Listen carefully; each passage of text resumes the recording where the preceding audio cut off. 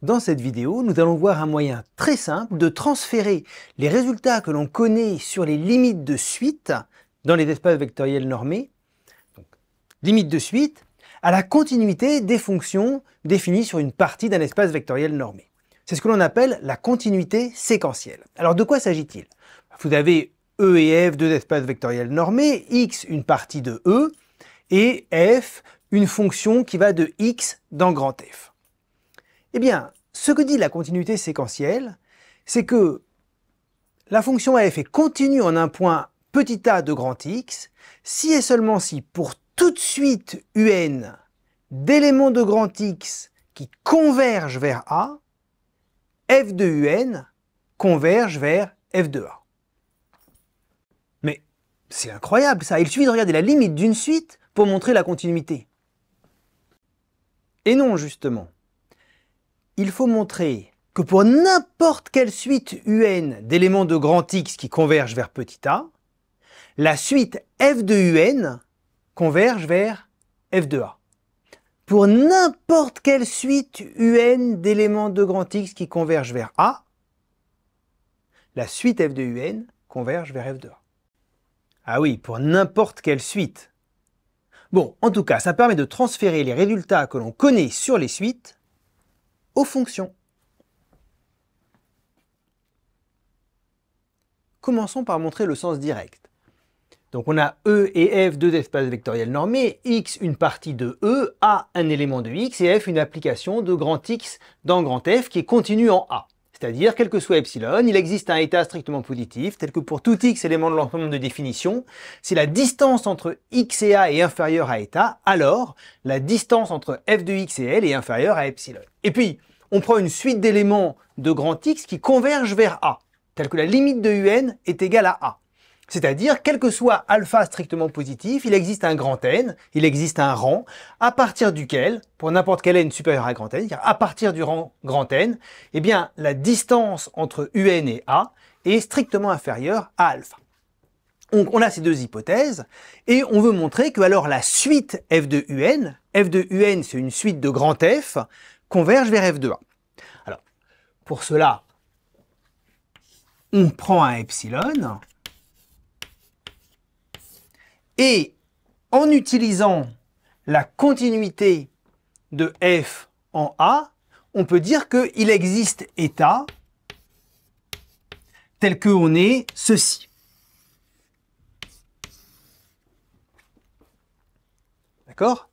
Maintenant, on va utiliser la deuxième hypothèse, que un converge vers A, et donc il existe n éléments de grand N, tel que quel que soit n éléments de grand N, si n est supérieur à n, alors un moins A est inférieur à état. Le état qui vient d'ici.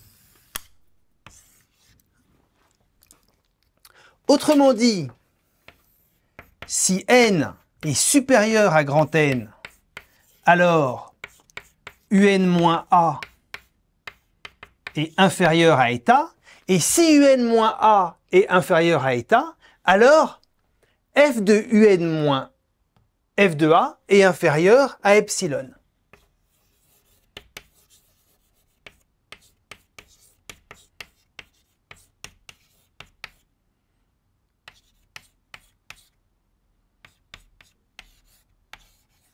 Ici, le L, c'est f de A, puisque s'il y a une limite en un point où la fonction f est définie, c'est forcément f de A. Et donc, qu'est-ce que l'on a montré? On a montré que pour n'importe quel epsilon, il existe un grand N, tel que si n est supérieur à grand N, f de un moins f de A est inférieur à epsilon. C'est exactement la définition de la suite f de un converge vers f de A. Et donc nous avons montré le sens direct. Dans le fond, l'idée de la preuve est simple. Si on prend x assez proche de A, f de x est aussi proche que l'on veut de f de A. Et comme un tend vers A, pour n assez grand, un est proche de A. Donc, si on prend n assez grand, UN est assez proche de A, et lorsque UN est assez proche de A, eh bien f de UN est assez proche de f de A. On a donc bien démontré que f de UN est proche de f de A. Pour démontrer la réciproque, nous allons montrer la contraposée. C'est-à-dire, au lieu de montrer Q implique P, nous allons montrer non P implique non Q. Non P, c'est-à-dire f n'est pas continu en A. Donc on suppose que f n'est pas continu en A, c'est-à-dire qu'il faut prendre la négation de la proposition qui est en haut. Il existe epsilon strictement positif, tel que quel que soit état strictement positif, il existe x éléments de grand X, tel que, alors la négation de P implique Q, c'est P et non Q. Donc que à la fois x moins A en norme E est inférieur à état et que f de x moins f de A en norme L, en norme F, est supérieur ou égal à epsilon. Bien, donc on sait qu'il existe un tel epsilon et on va appliquer la proposition qui suit ici pour n'importe quel 1 sur n où n est un entier. Donc soit n éléments de n étoiles, il existe xn